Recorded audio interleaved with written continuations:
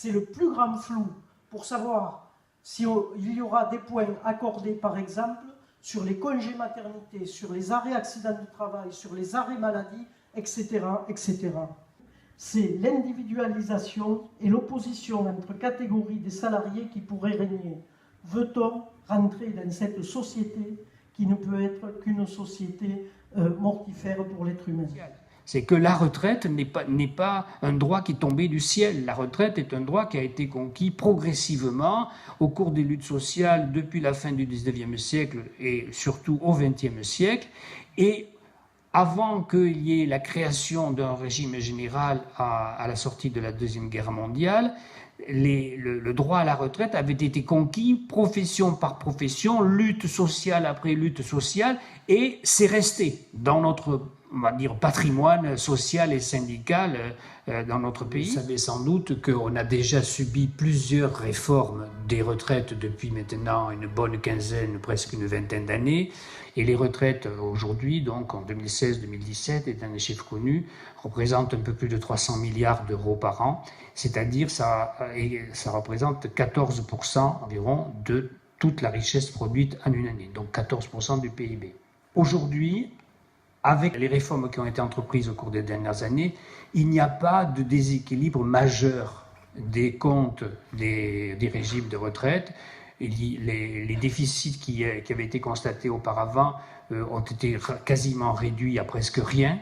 Et donc, il faut chercher ailleurs les raisons pour lesquelles on veut nous infliger une nouvelle retraite, que ce soit au régime général d'ailleurs, ou dans les régimes spéciaux, ou dans les régimes de la fonction publique. Vous savez à l'avance, parce que les modes de calcul sont connus, vous savez à l'avance ce que vous percevrez lorsque vous serez à la retraite. C'est-à-dire, on a le meilleur système au monde, il faut donc le mettre à bas.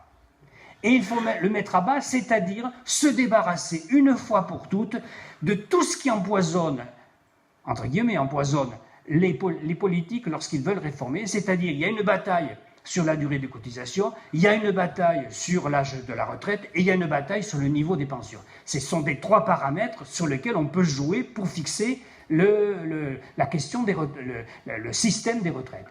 Il faut en finir avec l'action par ces trois leviers, l'âge de la retraite, la durée de cotisation et le niveau prévu à l'avance des pensions, ce que je vous disais tout à l'heure, les prestations définies. Droite de l'individualisation que veut conduire Macron à marche forcée. Donc renvoyer tous les problèmes sociaux à l'échelle individuelle. Vous êtes au chômage, c'est parce que vous avez choisi de rester sans travailler. Et vous n'avez effectivement qu'à traverser la rue.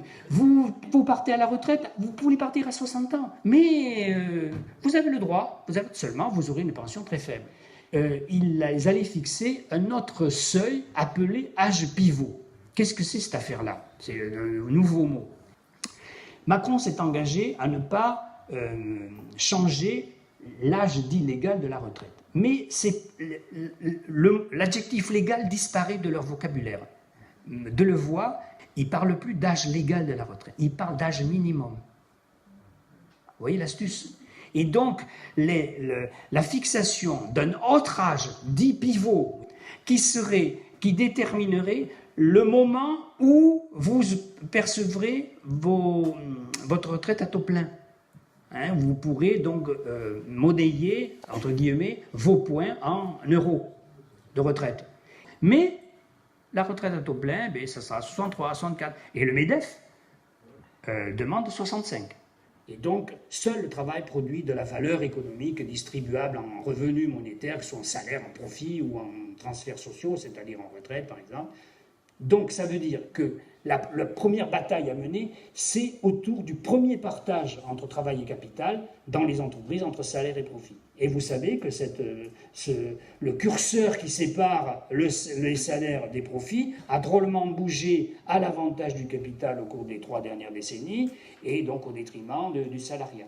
Et donc ça, c'est le premier arbitrage dont finalement dépend tout le reste. Parce que si le salariat continue à avoir une part affaiblie dans le partage de la richesse produite, ça veut dire qu'il est beaucoup plus compliqué ensuite d'effectuer un second partage à l'intérieur de la masse salariale entre ce qui va au salaire net et puis ce qui va à la protection sociale, dont les retraites.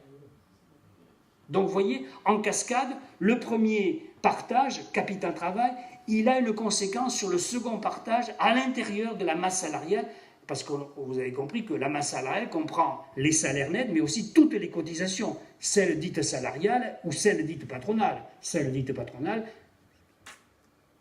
ce ne sont pas les patrons qui les paient. C'est le travail qui paie toutes les cotisations. Et donc la masse salariale englobe les cotisations sociales dites salariales et les cotisations sociales dites patronales. Même si la manif de mardi dernier était très bien à Albi, mais il nous faut faire plus fort. La première étape sera donc jeudi prochain à 14h30 devant l'ancienne Sécu à Albi. C'est volontaire, c'est un symbole.